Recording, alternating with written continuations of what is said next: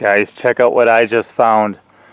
This is one of about 50 species of tarantulas that you can find in North America, but this is the only one you can find in my state. And this is the Arkansas Chocolate Tarantula. It's as much tarantula as anything, guys, and it is absolutely crazy. So some cool things about these guys is in the fall, it becomes the mating season. So rather than living down in their burrows, they will come out and begin to look for mates. So you're going to find a lot of them sometimes crossing the roads in the fall.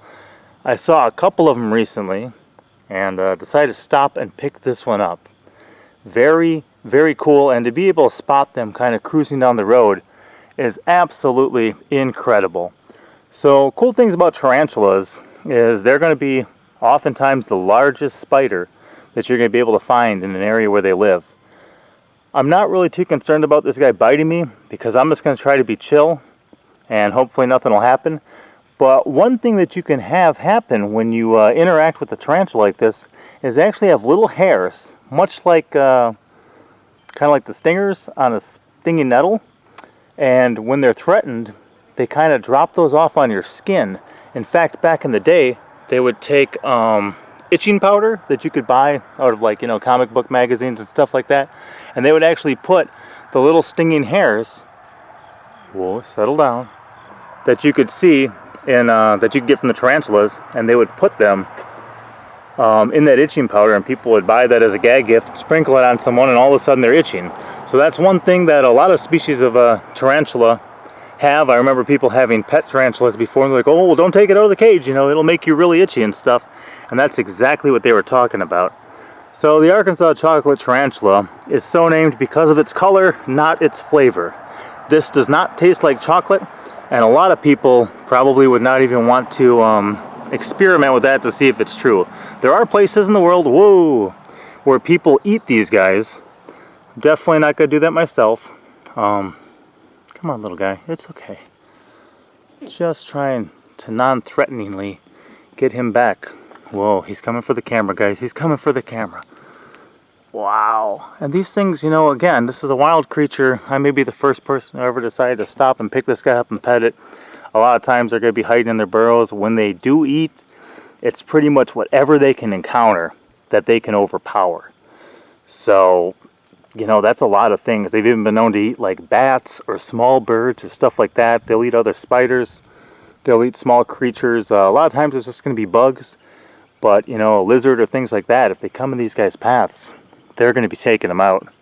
So, super cool to see. My boy and I were just out here today. You know, check this guy out. I mean, what do you think about a spider that big? It's fun. It's fun? It's interesting to see, right? And what do you think about any time you just walk out into the yard, you could potentially find one of these? I mean, that's something to think about. Now, if we did have these at home, who do you think might try to eat them? The chickens. The chickens, the guineas, the ducks would probably try to gobble this guy up. So again, although they are a predator, they're also going to be a prey.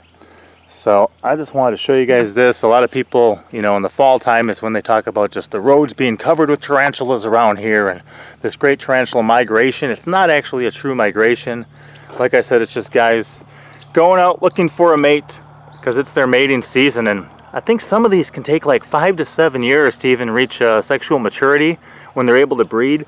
And then sometimes when they reach that age, they don't have very long. They go out, they look for a mate, they get the job done, try to get that next generation coming, and then their purpose is done. And they pass on and the next generation comes. So absolutely incredible, absolutely crazy. Like I said, you know, this is stuff we didn't have where I grew up. So to find them wild now is like so exotic, so foreign, something that's just, oh, I got a little scared there. Crazy cool, absolutely appreciate just being able to see these guys. So hopefully you guys learned a couple things. I'll check you next time. Papa out. Alright guys, with the trivia from the last video about the bullfrogs, the correct answers were the female had a white throat, the male had a yellow throat, the male has the larger eardrum. The females can lay up to 20,000 eggs, and they'll pretty much eat anything they can overpower, from birds and minnows and insects and snakes and little turtles, anything like that. So if you answered all 4 of those questions correctly, you're in the running for a shout out in this video. The shout out in this video goes to Papa Texas! Papa Texas, from one Papa to another. If you guys haven't checked him out yet, feel free. I definitely enjoy his stuff. He's the big winner. So guys, with a little bit of trivia from this video, how old did I say some tarantulas are going to be before they reach sexual maturity? Question number 2, name something that I said tarantulas are going to eat. Question number 3, about how many species of tarantulas can you find in North America? And question number 4, what is one defense mechanism that I mentioned that these guys have that's not biting? What is another way that they deter potential threats? If you know the answer to those 4 questions, leave them in the comment section below. I'll be choosing one person who answers all 4 of them correctly to ship this guy to your mailbox. Okay, no, I'll give you a shout out in an upcoming video. All right, Papa out.